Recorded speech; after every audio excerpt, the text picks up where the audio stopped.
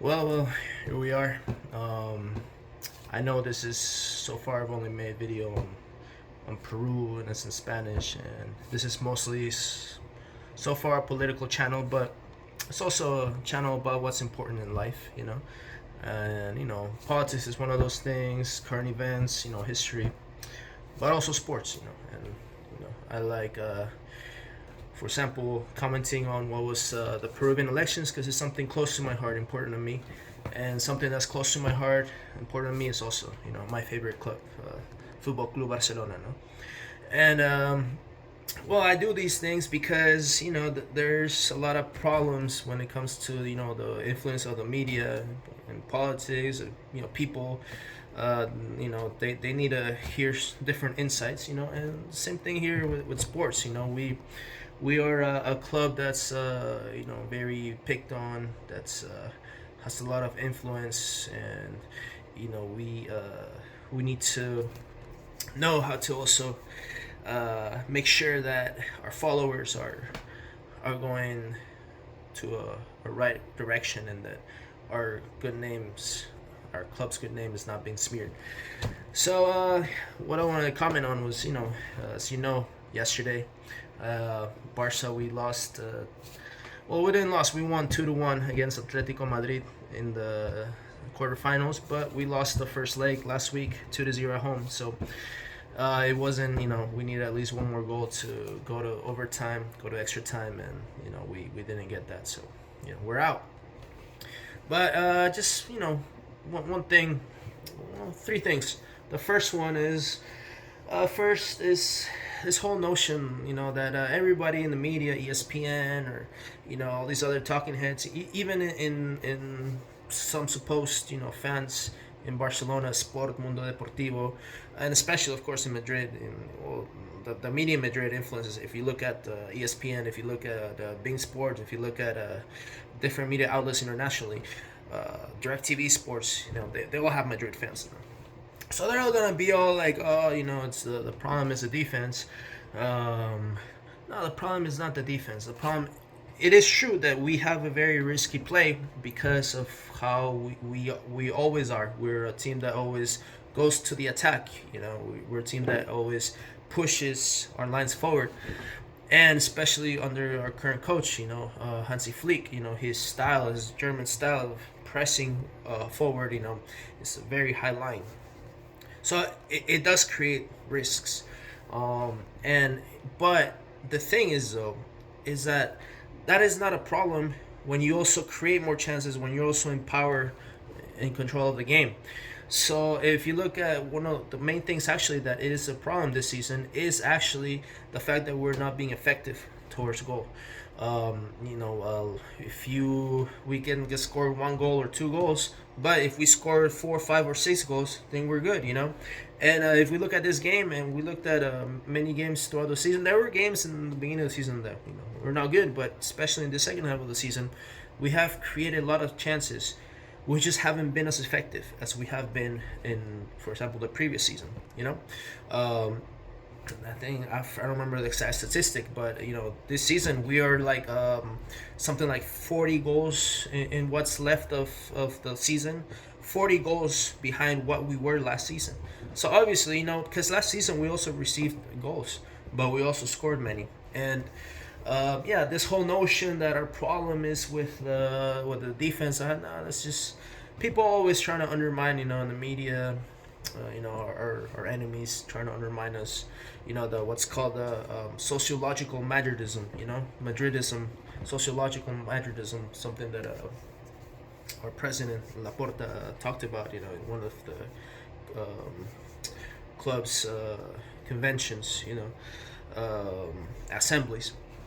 And it's this notion that everything we do is wrong, that they always try to smear us because we're the biggest counterpower that there is in Europe and in the world to the the, the most powerful elitist sports organization that exists, which is Real Madrid.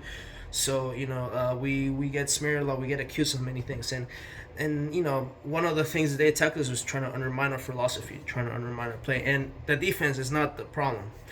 The problem is that we haven't been effective towards goal.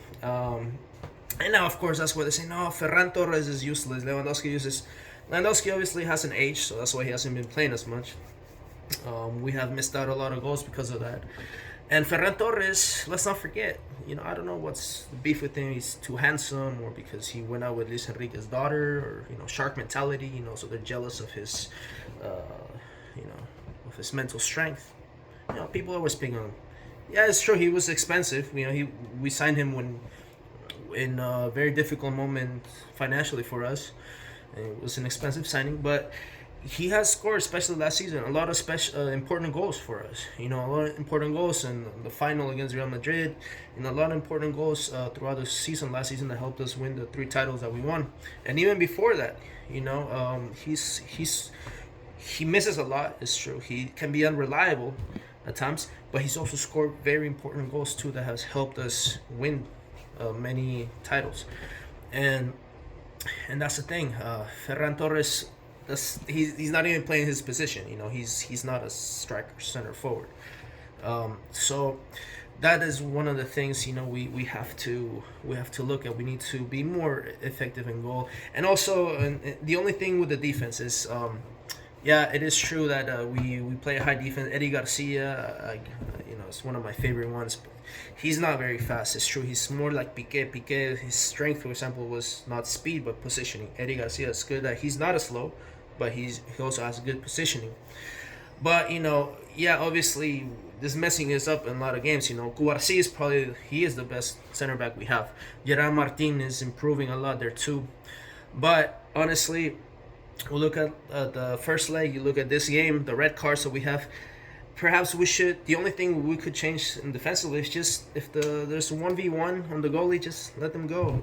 We get scored on our goalie. We have a great goalie. He might save it, Because even in with Araujo in the PSG game, Xavi's last season, we had a similar. It was a different play style we had, but we had a similar issue too.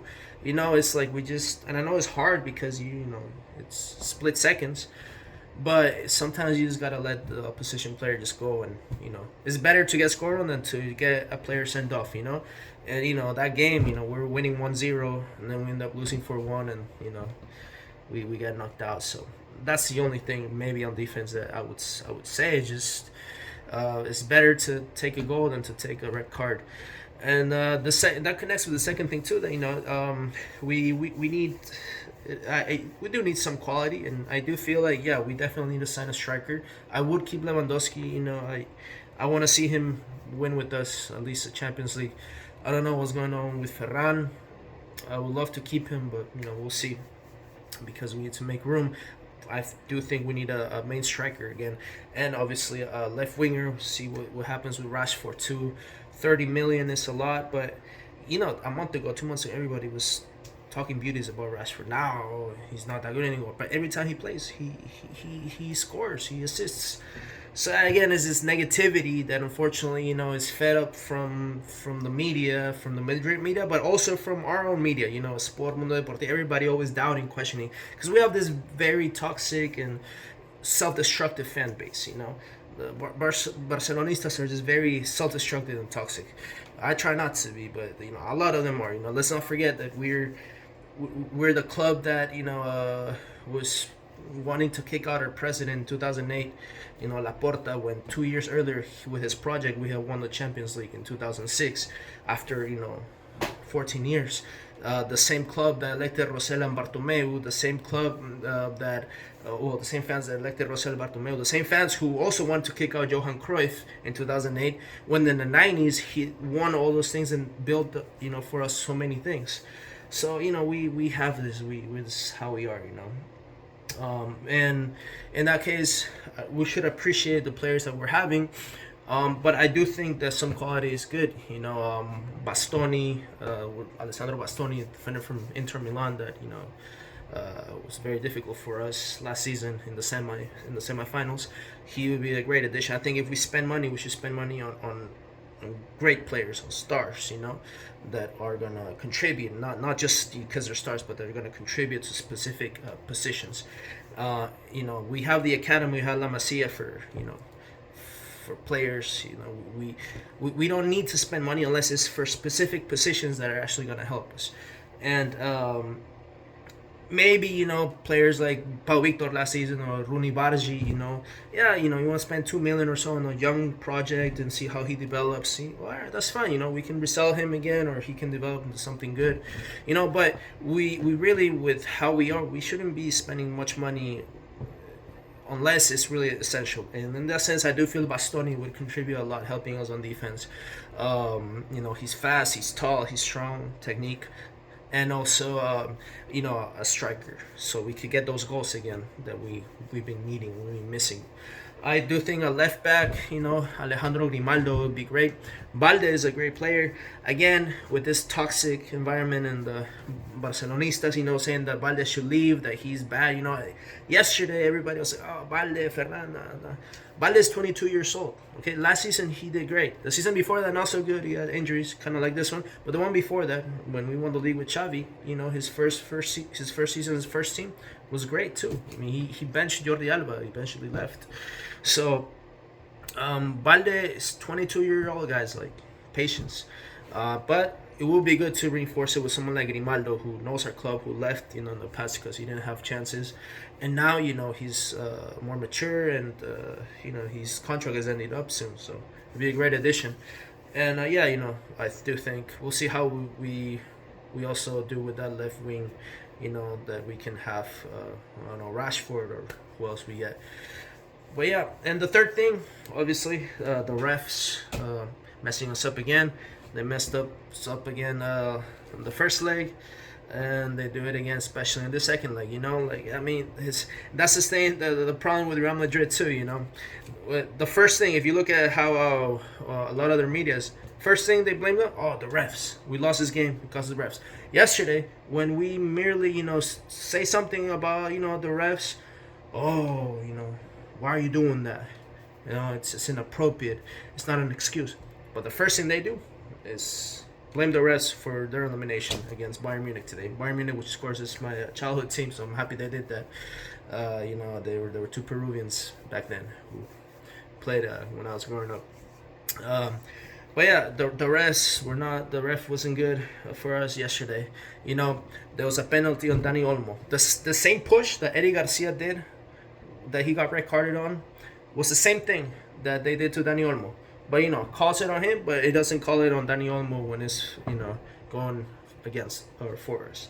And then of course also the goal that was Ferran Torres, a third goal, it was a kick by Gavi. It hits the arm of a defender before Ferran kicks it. So that was a penalty also that should have been given, or at least instead of knocking out that goal on us, we should have gotten a penalty. So there's two calls at least are there, and then there's also small fouls and stuff like that. But yeah, that's the other thing. Anyways, though, Visca Barça, Visca Catalunya, and that's why making this video too, because it's important to understand that in this whole media environment, we also need to have good insights about our beloved club, just like we do with politics, also about these things. So thank you.